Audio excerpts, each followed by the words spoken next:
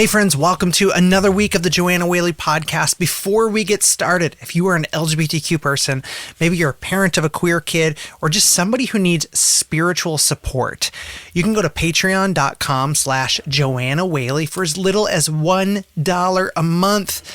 We can have direct message access, and I can basically become your online pastor. So many people have signed up and are part of our Patreon community. Another way, if you're somebody who doesn't want to do a monthly thing, but you want to support the show, there's a lot of work that I do for free because for some people, it isn't safe to have a fee or they just can't afford it right now. You can go to joannawhaley.com/pay and you can support the spiritual care that I give to people for free. Today, we're going to be talking about the difference between the DNC and the RNC spirituality. It's going to be a fun conversation. Here we go.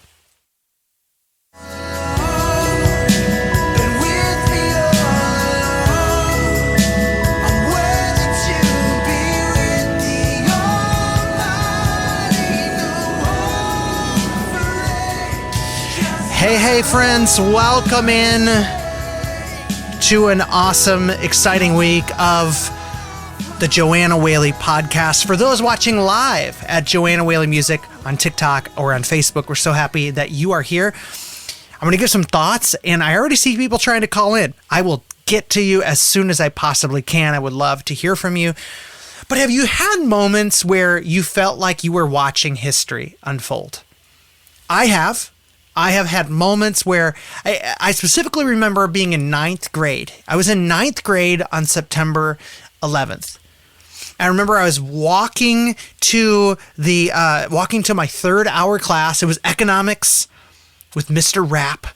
And I'm walking into class and this guy named Brandon's in the hallway. He's like, "Did you see what's on the news?" And I'm like, "What are you talking about?" And that's when we learned about 9/11. And I remember going to the library and I would just remember that day so vividly, right? And then it was when Hillary Clinton was running for president, and we all know what happened then, but that was like when Trump got elected.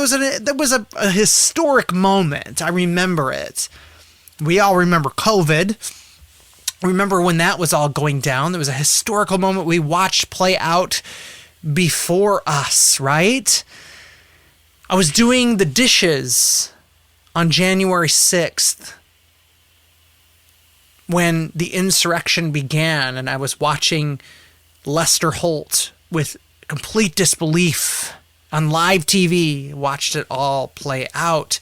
I just remember thinking, this is history. And then just like a month ago, when the attempt on Donald Trump's life happened, I was watching it in real time happening. And then this last Thursday, I was watching the Democratic National Convention and watched Kamala Harris accept the nomination for president. And I thought to myself, this is a historic moment. But there was something else that stuck out to me about the DNC as I watched it this week.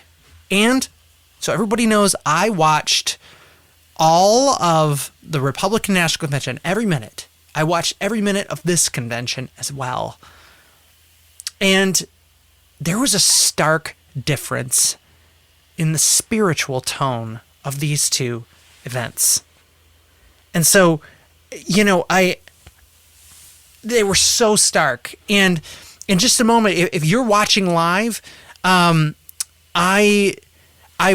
would love to hear from you. Did you notice a spiritual difference? Feel free to leave a comment, join the conversation, hit request to join. Would love to have you part of the conversation. Be over 18, be respectful, and we would love to get your thoughts on this. Hi, friend. Hello. Yeah, I actually want to talk about how I remember feeling when January 6th first happened years ago. Does that have anything to do with what we're talking about? I believe so. All right, let's hear it.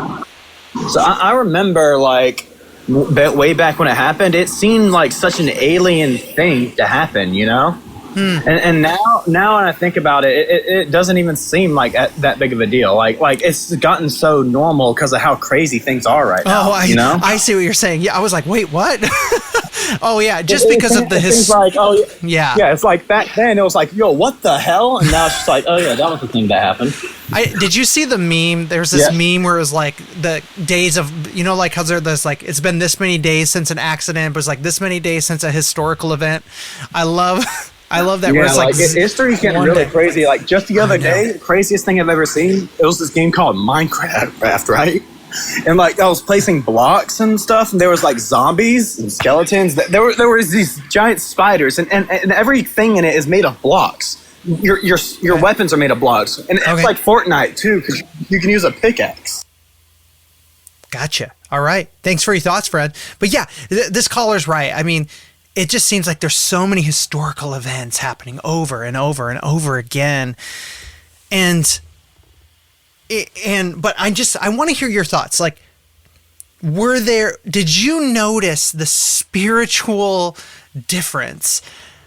I do want to play you a quick clip, and then I'll get to some more calls here in just a second. But my favorite moment that just really set up the tone, this has nothing to do with spirituality, but it was just the queerness, right, of this convention. I love Dana Nessel. Let's take a listen. By the way, I got a message for the Republicans and the justices of the United States Supreme Court.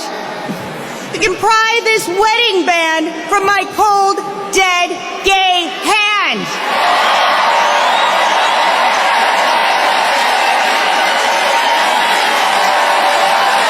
By far my favorite moment of the convention right there. Dana, of course, she's from Michigan, which is where I'm from. But Dana Nessel saying that. But it really did. It set the tone that queer people had a place at this table. I loved that so much. But it's confusing, right? Because sometimes when I watch the Republican convention, the use of God and divine providence, and you had people saying like it was a miracle. If you don't believe in miracles, you should now, because of the attempt on Trump's life and all this, and all of this stuff, right? All of this stuff that people were saying, but lifting up their candidate as like God's chosen candidate, when the candidate says this. But have you ever asked God for forgiveness?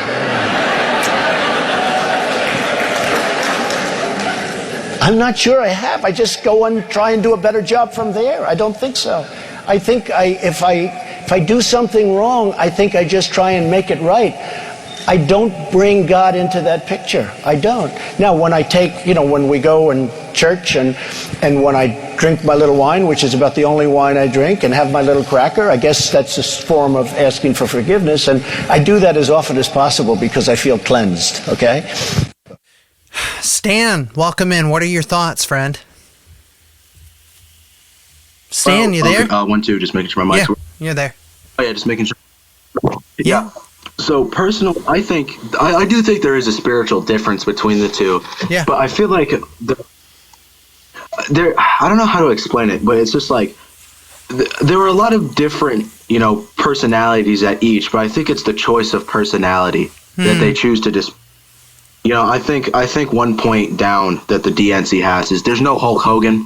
I think that's a pretty made. Right. I was confused by that, I'll be honest with you. I was really confused. Generally, people who know what they're talking about. I'm not into that. I like people who are just borderline schizophrenic going on stage and just start yapping. That's my view. I think we need less people who know what they're talking about on stage. Hold on. You want less education on the stage? Tell me more. Why? Because it's more entertaining? Definitely. I mean, oh yeah, definitely. I get there's no Subway Surfers, no Family Guy beneath it. It's just boring, speech. Yeah, I mean that's one way to look at it. But let me ask you this: you said you definitely see the difference. What do you see that's different between the spiritual tone of the RNC and the DNC? What did you notice? I feel like there's a lot more hype. I feel like there's just generally just a lot more hype, a lot more I don't know, just a lot more, how do I explain this? Joy in the air. I feel like a lot more jolliness in the air. I feel like we're more happy to be there and not just forced to be there because they go there every 4 years. Yeah. No, that's true. And thanks for the call, friend. I mean, it's true. And I guess I did hear people say that it felt like a spiritual experience to be there, which is not something you normally hear. But I think that did actually show up at times in the whole thing, because a lot of times there's people that will employ Jesus. I see Meredith on Facebook tuning in from Michigan. So happy you're here, Meredith. But the employment of Jesus for ultra partisan ideas is very, you can make the argument on both, right? But definitely this was one of those moments, and they were all over. They were all over the whole thing. But getting back to the clip we just heard, like from Trump before we had the caller come in, many times people are like, well, he's such a Christian man, but then at the very root of it, the candidate is struggling to even understand some of the basics of the Christian faith. And so I wrestle with that a lot. And I'm not here to say, Trump is or is not a Christian. That's not what I'm here to say. But what I did hear, and what you hear a lot of times from ultra-conservative politics, is the employment of Jesus to try and keep queer people in the closet or remove their rights to marriage and love and their rights to exist. And that's something we do hear a lot of. Walter Masterson is a famous TikTok troller. I love him so much. He's fun. But he went to the Republican National Convention and had a conversation with a guy holding up a Christian flag outside of the RNC. Let's take a listen to that conversation from Walter Masterson. This is fun. I'm not a Republican because I'm like the staunch Republican. I'm a Republican But because you're of the a fact Christian. that I believe in their values. It's about Jesus first. It's Jesus absolutely first. When you think of democratic values, they keep talking Jesus wanted to clothe and feed the poor and give them housing. You hear Democrats talk about housing as a right, food as a right. I don't know. Those the aren't. Bible says that if you don't eat or you don't work, you don't eat. We're doing way too much of that stuff. We're doing way too much at giving stuff away to people. I'm talking about rewarding people for working hard. Talking about loaves and fishes? Yeah, because we're talking about how if the Democratic Party had these same Christian values, he would vote Democrat. I was going into how the Democrats say, like, housing is a right, food is a right, clothe the poor. Like Jesus was like, loaves and fish to expand the food, make sure everyone's fed, heal the sick, that kind of stuff, you mean? Well, the way you explained it. Yeah. No, God doesn't say reward laziness. Okay? He doesn't say reward, people just, just reward them for doing nothing. Right. He says you don't work, you don't eat. So if you don't want to work, if you just want to be lazy and you don't want to do anything and just live off of the taxpayers, I don't believe that God would condone that in the least bit. Love thy neighbor as thyself, but I wouldn't love myself if I wasn't working. Right, yeah. Yeah, I'd be upset with myself. It's about Jesus. Oh my gosh. But it's just too funny. What that guy outside of the RNC was quoting, he was quoting Proverbs where it says, "How long will you lie there, you sluggard? How long will you sleep? Poverty will pounce on you like a lion in the night." That's what was being quoted here, but it's so often unfairly applied. Have you ever tried to apply for government benefits? It isn't for the lazy, I'll tell you that. And also, like, there are requirements. There's requirements of work. There's requirements. You can't just some of these things that are like, say, Jesus wouldn't approve, but like Walter Matthiessen is right. He's saying, look, like, what do you do with fish and loaves? Jesus didn't sit there and say, you're all lazy, I'm not going to feed you. He cared for those people. So these are real things that are used as spiritual arguments. Hi, friend. Welcome in. Hi, how are you? Good. Good. Okay, good. You can't hear me. Yeah, I'm like, we've got you. What are your thoughts on this? Well, it would make sense. Quick backstory. I am deconstructing a lot more now. I stopped after COVID because I got busy, but I'm back to deconstructing. And it would make a lot more sense because liberals look more at the freedom aspect of things and like freedom of expression, freedom of like being who you are, et cetera, et cetera, et cetera. And it would make sense because Jesus said he was the truth. So if anything, you guys have a better version of Jesus, if not the real version. Yeah, you're saying if you have a liberal, kinder faith, right? You think that would look more like the God of the Bible you read. Well, it does say that one of the fruits is kindness, or not a fruit. Yeah, but, love, joy, love, peace, patience, kindness, gentleness. Yeah, or sorry, I'm like skipping. I'm not a biblical scholar, obviously. Yeah, but no, that's fine. No, it's like, love is kind. So, and he's kind. So I think maybe you guys are doing a lot righter than a lot of other people are.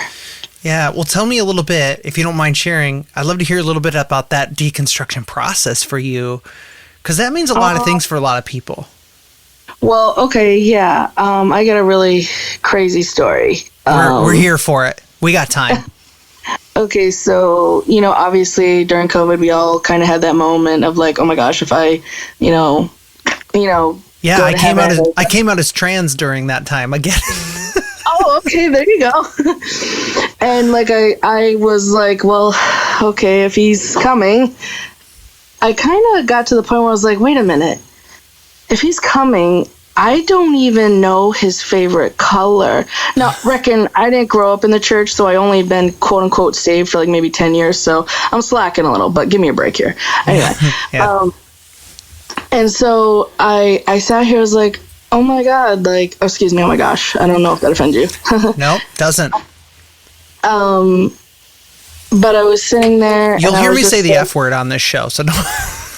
Oh, great, good. Yeah. My mom said it, so I'm used to it. No, I was sitting there and I was just like, I really had to come with grips because, I was like, Jesus, I got to be real with you, man. And I don't know if we'd really would work out. Because the one I saw was the one who was like, okay with this abuse and like, all the crazy stuff. And I'm like, I'm sorry, but if this is you, like, I'll love you, but I got to love you at a distance because it's going to hurt me. You know what I mean? Yeah, totally. So I was like, listen, I know we got a lot to talk about, but I don't think we're gonna like. I was like, we all like. I'm like, I wasn't like gonna be one of those people where like when I crossed over, then we were gonna have that conversation. I was like, no, we're gonna have this conversation while I'm still alive. Right, right. I was like, so, and then that's why the whole deconstruction process came about because I was like. I really was like, listen, I know you died for me and I appreciate that. Don't get me wrong. Like, I appreciate that, but I don't think this is going to work out from what I'm seeing because it looks like we have two different kinds of lifestyles or whatever you want to call it, right? Yeah. Excuse me. And I was like, I'm not hating on you, but like, I just don't see how we could live together maybe, or I don't know. I was trying to word it in a way that didn't sound like an A.